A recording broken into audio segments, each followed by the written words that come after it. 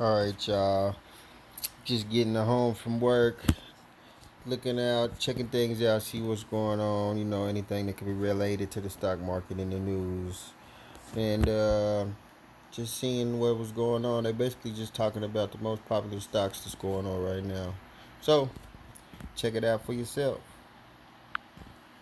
We were wondering what exactly are these people trading? So we looked at the data, and actually we were seeing the stocks that show the most interest. Robintrack, which tracks data from Robinhood, found that over the past month, these are the stocks that were most traded: Sorrento Therapeutics, Aurora Cannabis, Moderna, Delta, General Electric, seeing the biggest increase in users holding those stocks. I mean, Mike, it looks like people are drawn to stocks that swing wildly. Are these any Well, are any of I these think stocks interesting to you?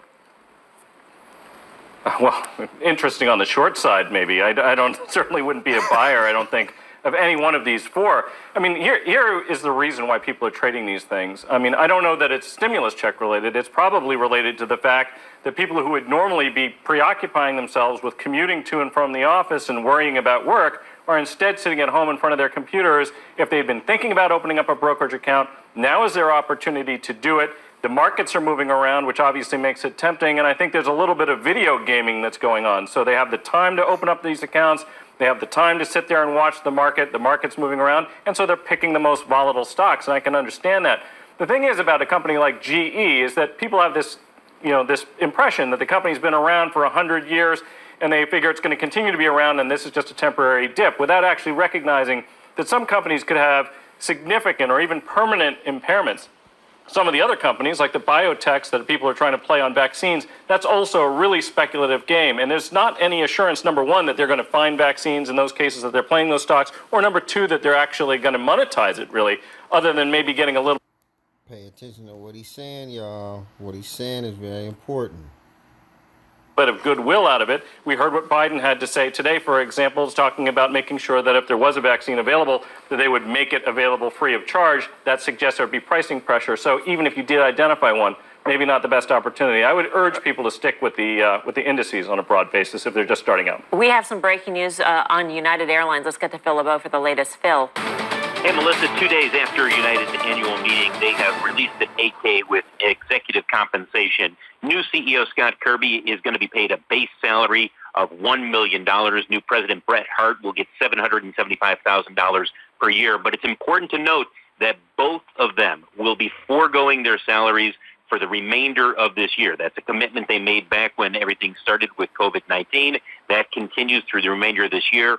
Also, their bonuses will be contingent upon United employees receiving profit-sharing checks. Clearly, that's not going to happen this year, so they won't receive a bonus until the frontline employees are once again receiving profit-sharing checks. And again, that is, people would be stunned if that happened this year. Melissa, back to you. Phil, there's been a lot of scrutiny on the airlines, specifically United. I mean, didn't they unveil plans to start laying off employees the first day possible after getting the bailout money? October 1st, I think, is the date. Well, they've said that they plan with at least 30% of their management and administrative staff that starting October 1st, they would go forward with potentially laying off, furloughing up to 30% of those employees. And then clearly, if traffic and if business does not rebound substantially by the end of September, you're likely going to see cuts in terms of furloughs with pilots, flight attendants, etc. Although, when we talked to Scott Kirby the other day, Melissa, he said, look, we want to work with the unions. If we can work out a system where they have fewer hours and therefore we can keep people and not have to furlough people, that would be preferable. All right. Phil, thank you. Phil LeBeau. All right, guys. So just pay attention to what's going on out here. Like I said, always make sure you do your research and do your own due diligence. That way you can be confident and safe and sure and sound in what you're doing.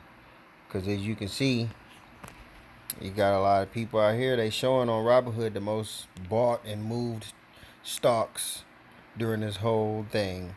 And there's a lot of stocks that's being bought that have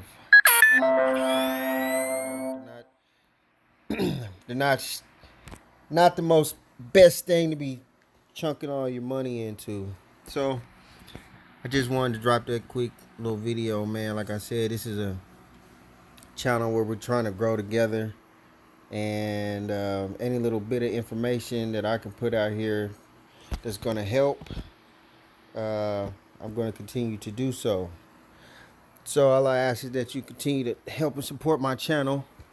So please click the like button, hit that bell so you get notifications when I drop a new video, and share my videos. Spread the word around.